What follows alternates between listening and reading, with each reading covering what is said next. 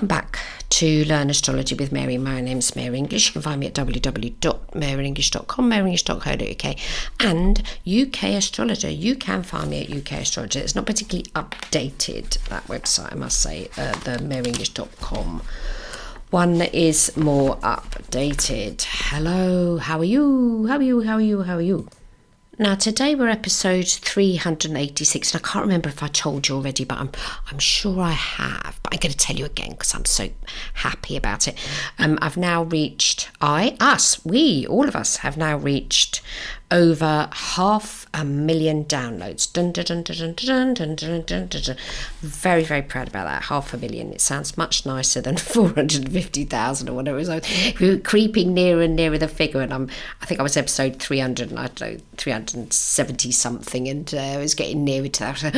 I nearly there, but to get that last 100,000, is that right? Then to get the last however many thousand is 10,000 something, to get the number up, it's like, because I'm no good at large numbers, I was going, I'm nearly there, because I kept sort of saying I'm nearly 500,000, well, I'm definitely way past 500,000 now. So it's lovely. Thank you very much to everybody that's been listening. I hope you've been enjoying it. Now, there's been a lot going on. As I mentioned, excuse me for coughing, as I mentioned last week, I've restarted a YouTube channel that had called Folk in the Front Room. So if you happen to like acoustic music, it's not all traditional folk. There's some on there because I'm the folk singer, but not all of my guests. None of my guests have done traditional songs yet. I'm waiting for the day when someone does. But anyway, I'm very proud of myself, and I've got to tell you, I've just recorded a 4-string Appalachian Mountain dulcimer track. So if you go to YouTube / with the @ symbol, folk with a capital F, in small I, the capital T, front capital F, room capital R, folk in the front room, just a little I for the in, you'll get to the channel. And I've done a 4-string Appalachian Mountain dulcimer track. So there's me. I've never done one once before, and I've had the bloody thing for 30-sodding years, so I'm feeling very creative. Anyway, now it was not last week, it was the week before. We were talking about the MC. We're going to be talking about the MC again, and we have 2 volunteers, and we're going to do them separately, week by week.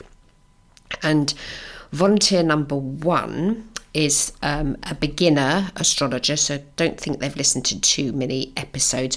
We're going to call her, what shall I call her? Let me have a think. Going to call her Natalie. And Natalie was born, hold on, let me just get her chart.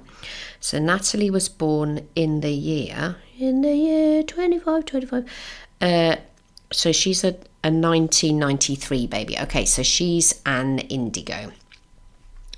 And she has asked the question, so we're going to do her MC, but she's also said, I'm not sure if you covered this in your older episodes, but maybe something about working around any of the bad aspects.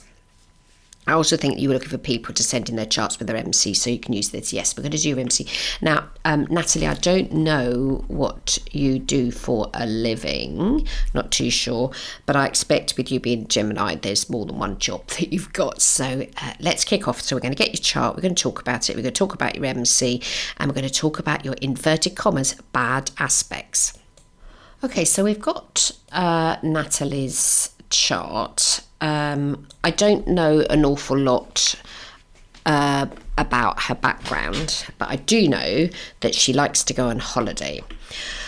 So there's a lot of times, well, why is that, Mary? Well, it's pretty flipping obvious. If you're a Gemini and you've got your sun sign in the 9th and your moon is Sagittarius in the 3rd, not going on holiday would be very strange.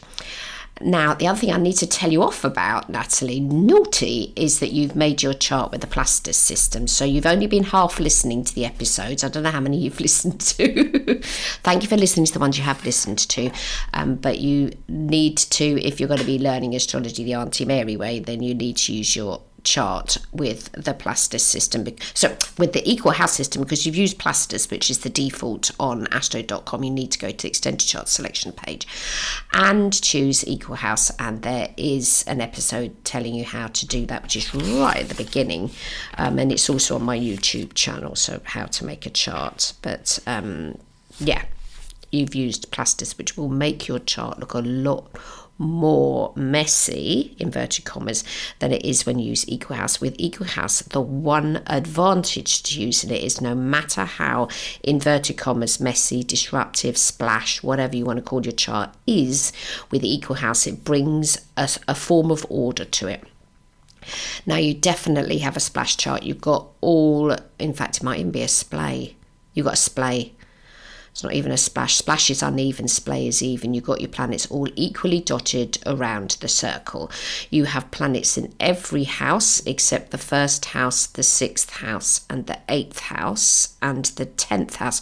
And it's evident by your social media that you don't particularly enjoy your job. So we'll come on to why that isn't, because there's no mention of work. There's lots of mention of holidays. I'm not criticising. I'm just saying this is how it comes across to somebody that's observing you. So it's all right. I'm not stalking you. Don't worry. We have been sharing information on Instagram, so this is how I know that. So there's lots and lots of holiday photos. Holidays are something you definitely enjoy, and that's the moon in Sagittarius. Now, when we're looking at challenging aspects, we don't call them good or bad. We don't call any aspect good or bad. We don't do anything in astrology and call it good or bad, because once we start talking about things that are inverted commas good and bad, then we're putting people in the corner and putting a naughty hat on them and stopping them from being a human being. Okay, so humans aren't good or bad. They're either nice or not so nice, or easy or challenging is what we call aspects.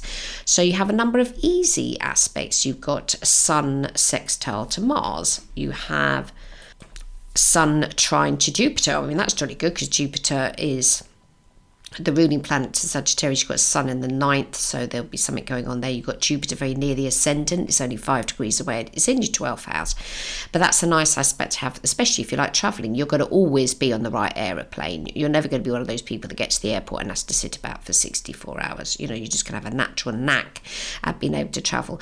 Yes, you were born on a full moon. Your Sun and Moon are in direct opposition. And we also need to keep into account your ascendant. So you've got a Libra ascendant, and you definitely are very beautiful and you look beautiful. Okay, so you like the fact that you look beautiful because you are. Okay, so Libra ascendant people are very interested in how they look to themselves and to others.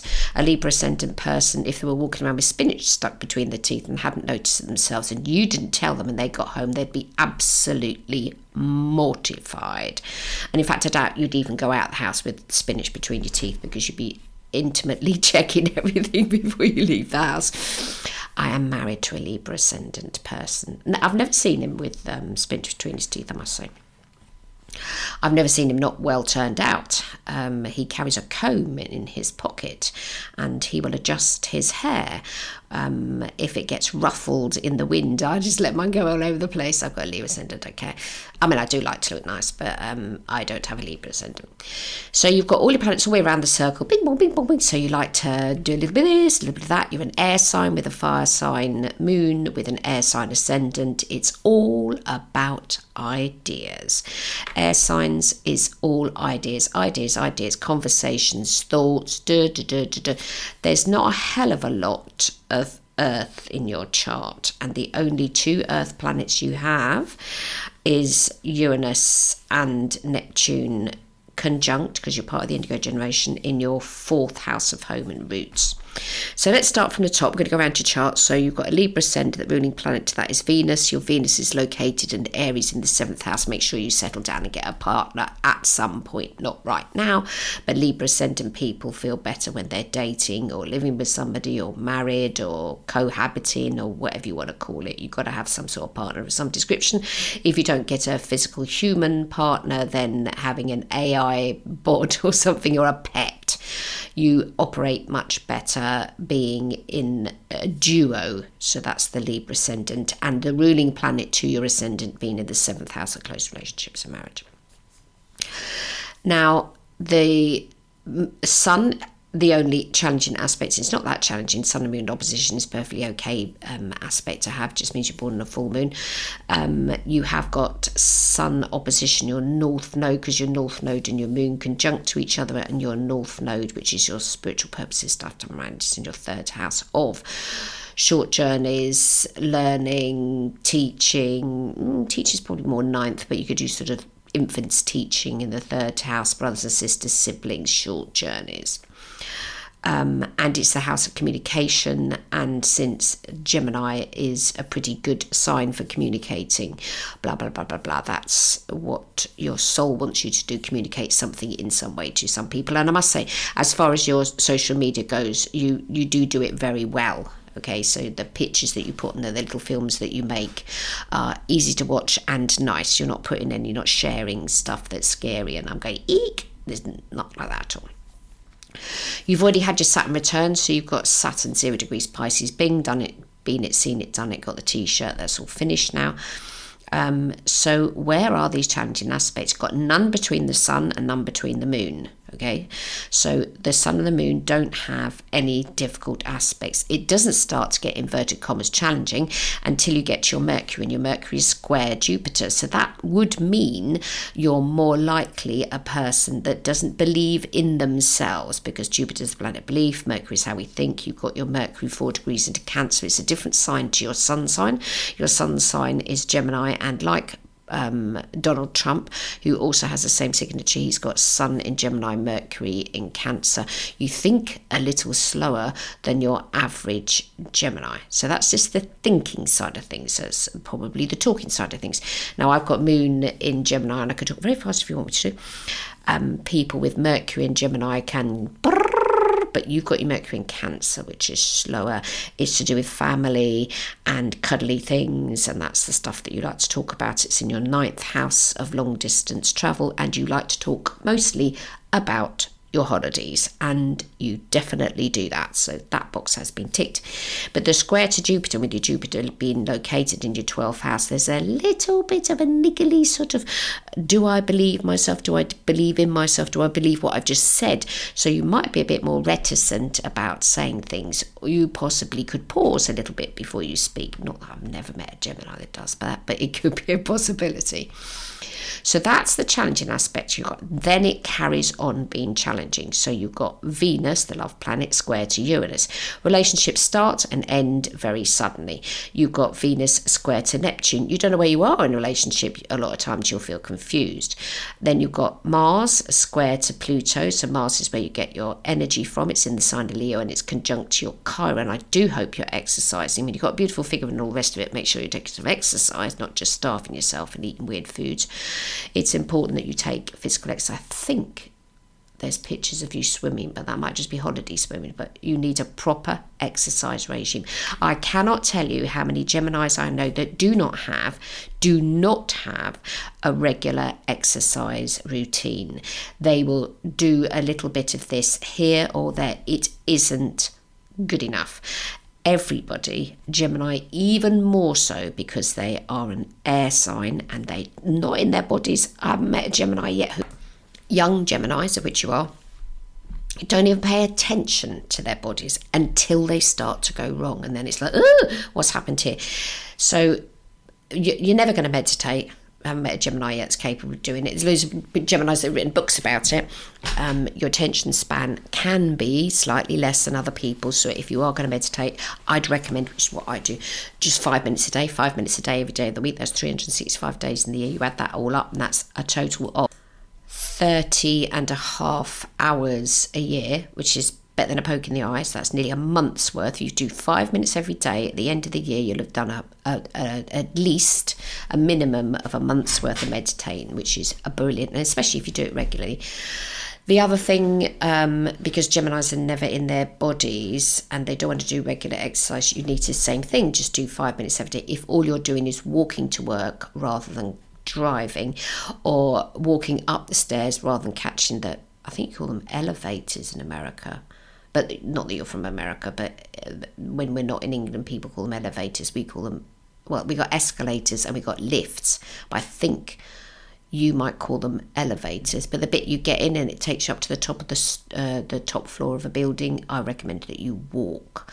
So you need to make sure that you're doing, again, a minimum of 20 minutes a day of some sort of exercise which doesn't involve sitting.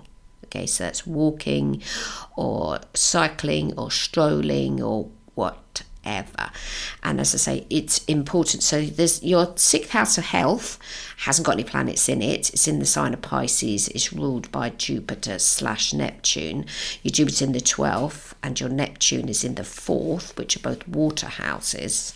So I would recommend to look after your health, that it does involve water. So if you can get yourself a swimming costume and go to your local pool and go there at least 2 or 3 times a week and do at least a length of the pool minimum, I think you'll be helping your health a lot more. Now, we also need to keep in mind that if there's any aspect to your Mars is where you get your energy from, and you've got your Mars is square to your Pluto, and your Saturn is square to your Pluto, so Saturn's a planet of responsibility, you don't really want to settle down, but your Mars is square to your Pluto, so the thing you need to remember is not to push yourself when it comes to doing something. Okay, so Mars is in a fire sign in Leo, and you could be with a group of people because it's in your 11th house, and one of them go, oh, let's jump off the edge of a cliff, and you'll go, okay. So just because the group does it and pushes themselves doesn't mean to say that you need to as well. I would watch that Mars Pluto square. Pluto is such an in the background planet that when it squares something, you don't realise what it's done until it's done it, but there'll be a definite build up to it. And it might be that you will exercise too much one day and twist your ankle and think, oh, I'm never doing that ever again. It's because you didn't do it moderately. Moderation is the name of the game. Now, remember, of course, that squares are going to happen with every planet. Okay, so you were born in the month of June. There'll be a bunch of other people in your class at school who, if they're also born in June, are going to have those same squares as yourself, those outer planetary ones, so like the Mars square to Pluto and the Venus square to Uranus and Neptune. That's going to happen with a whole bunch of people that are also born on the same date as you. When you get the Sun and the Moon square to each other, that happens every so many days. Say when the Sun is in Aries, it's going to square to the Moon when the Moon goes into the next sign, Cancer. It's going to be in opposition when it goes to Libra. It's going to be square again when it goes into Capricorn. So in a month, the Sun and the Moon can square to each other 3 or 4 times, 4 times to be precise. I was born with Sun in Pisces, Moon in Gemini. So it's not a big thing with the Sun and Moon square to each other. It's going to happen a lot, but whether or not you were born, there's a different matter altogether.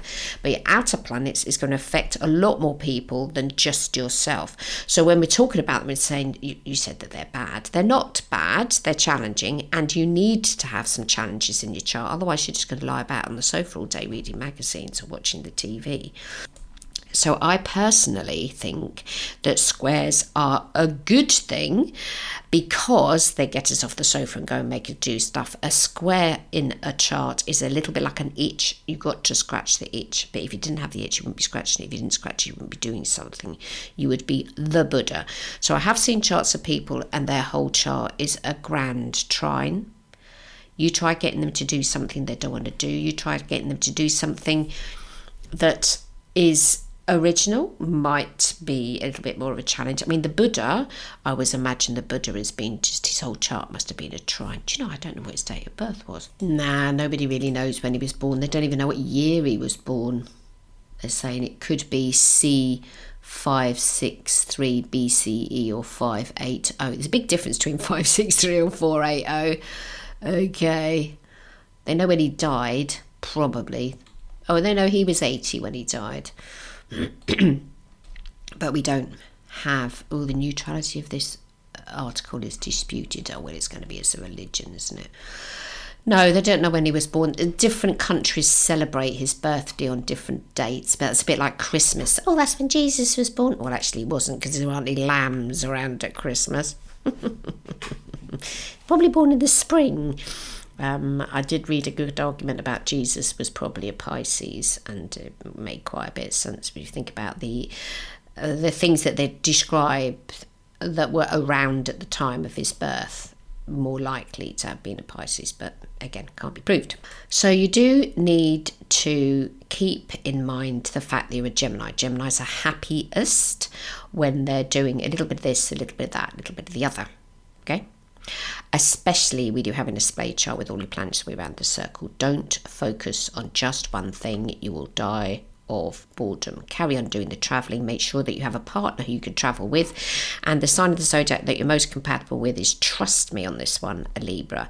You're both dual-bodied signs. I can't tell you the amount of Gemini Libra relationships that I know, and they're so much in love with each other and they can't settle down, because it's like there's 4 people in the room, and the reason they can't settle down is because each of them are trying to change the other. If you can meet a Libra and just accept them as they are, you will have a relationship that will last forever and ever and ever and ever into the, well, you might not want to go into another lifetime, but it's a very, very good match. The other sign of the zodiac you're compatible with are Leo, Sagittarius, Aquarius and Aries. Don't go anywhere near a water sign. It'll just be the end of both of you. You are too airy to settle down with earth or water. You can do fire or the other air signs. Okay, so that's just a little tip there. So if you're, considering that you're going to settle down with whoever it is that you want to settle down with.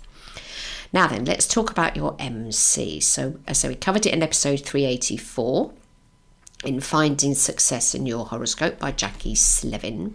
So you have your MC in your 10th house of career in the sign of Cancer. Okay, so the ruling planet of Cancer is the moon. You've got the moon 17 degrees in the sign of Sagittarius. Now we need to look at the degree that the MC is in. So the MC is 11 degrees. And then we have to glance all the way through your planets and see which planet is nearest in degree to your MC. And the nearest one will be your sun sign, which is 14 degrees. I think that's right. There's nothing else that's near to it. Everything else is too far away. Now, your North Node is 12 degrees, which is only 1 degree away, but we can't make an argument for North Node because it's not a planet. So let's say it's your sun sign. So your sun's in the 9th, and that is what we call your principal planet. So if your principal planet is the sun, and the sun is the big ball of blinking hot stuff that's up in the sky, a sun MC connecty planety thing in your 9th house of long distance travel, further education, philosophy and blah blah blah. You need to get studying a bit more, because the 9th house is about studying. So there's something you need to totally throw yourself into, and then to teach other people. I expect you're probably pretty good at teaching people. Okay, so it could be anything. It doesn't have to be something difficult. And the 9th house is also about travel. So for goodness sakes, don't throw your passport away. You have good travel to some amazing places, like Hawaii, I think I saw. And then I'm sure you went to America. And there was places that were further than that, because you were in a field with some elephants. I thought, well, you can't possibly have elephants in it is a hot country, but you can't have elephants where you come from. That's the other side of the world. Asia. It's like, what were you doing in this? You were in a mud bath with some elephants. Very strange. But yeah, carry on travelling. Now, it could be that you've already got a job working in a travel agent, helping other people do their holidays. So keep that in mind. If you've had that much experience about getting on aeroplanes and packing a case, you seem to be very good at packing a case as well. Some people are just hopeless at it, absolutely hopeless at it.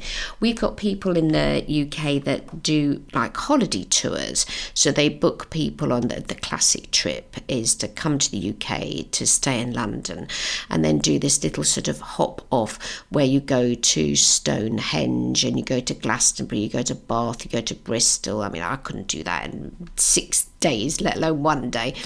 And you go around to all these places and you look at the stones at Stonehenge and wander around Glastonbury, and then you go to Bath and you look at all the lovely Georgian architecture and stuff, and then you probably have, I don't know, where you have lunch and stuff, and then you go back to London again.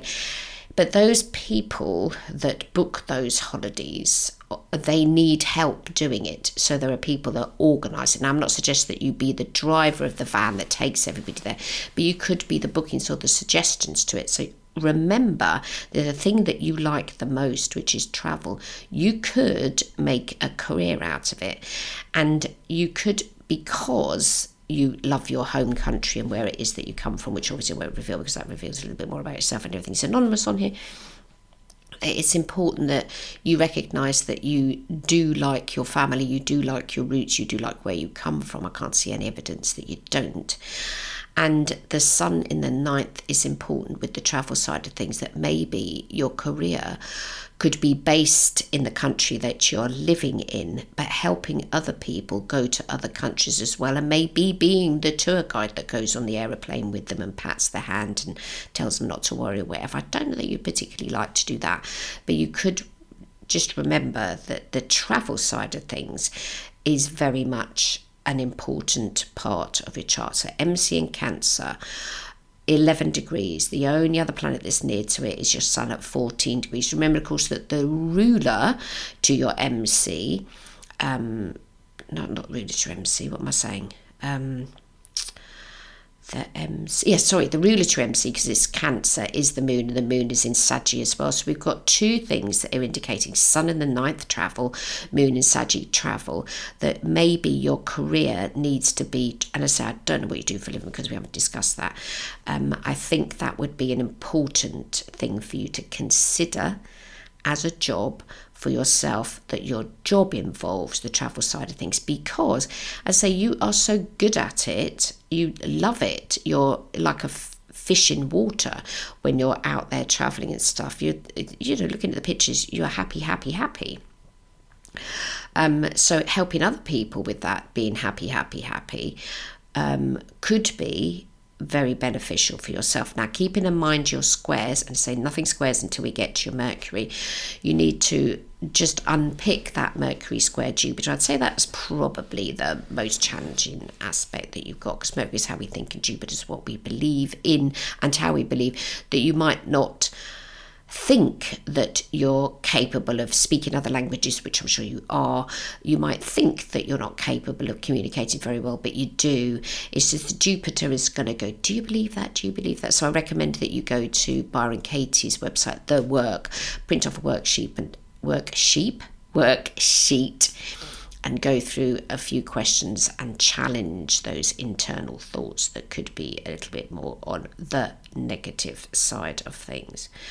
Now, just going back to your fourth house for a minute, because that's another house to keep in mind when we're looking at the Cancer being the MC and, you know, sort of rulerships to it, and fourth house is the house of roots and You have got a Uranus-Neptune conjunction there. It is in the house of growing up and childhood and all the rest of it. There could have been when you were much, much smaller, so probably soon after birth, that there was some sort of disruption or a move or something that happened to the matrimonial family home.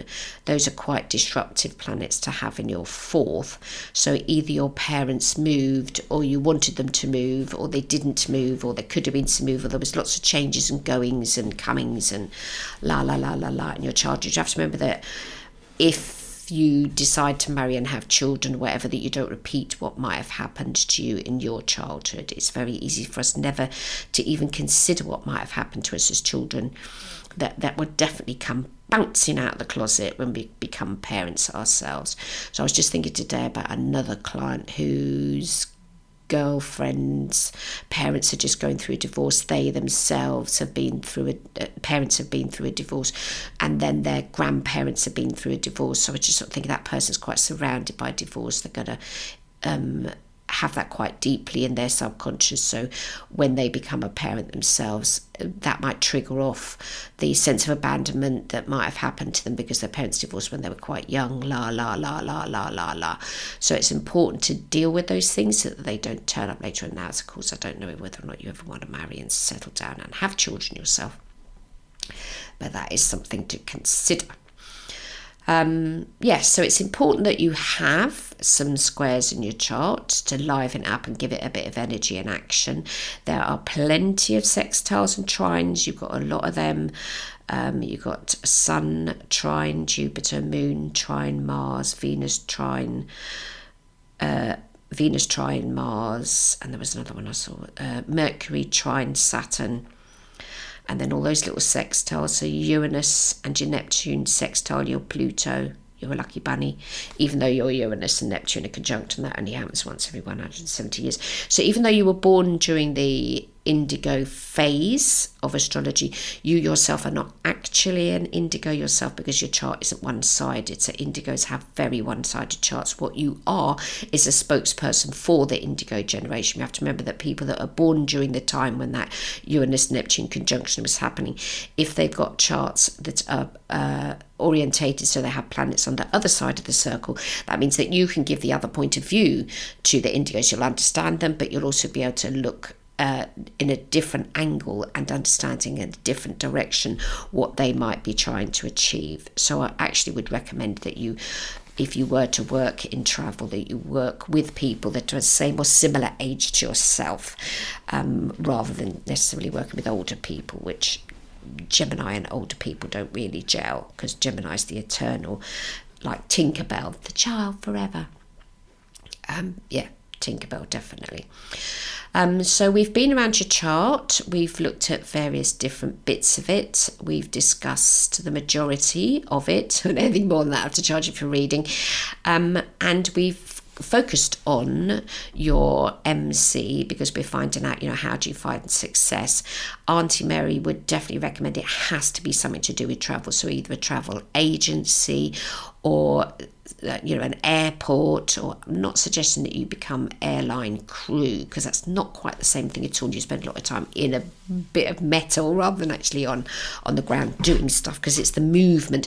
The moon in Sagittarius in the third house, you need to be travelling. If you haven't got a vehicle to travel in, for goodness sakes, go and get yourself a car ASAP, or a motorbike, or a motorcycle, or a bicycle, or a scooter, or something. You need to travel to emotionally feel satisfied. Absolutely anybody with moon in the third, especially with moon in the third in Gemini or Saggy, constant short distance travel of some sort is very important. Doesn't matter where you lay your hat, is your home, but moving about is important. So it's more that signature moon in the third is somebody that needs to be a traveller in somewhere, that's a challenge for yourself.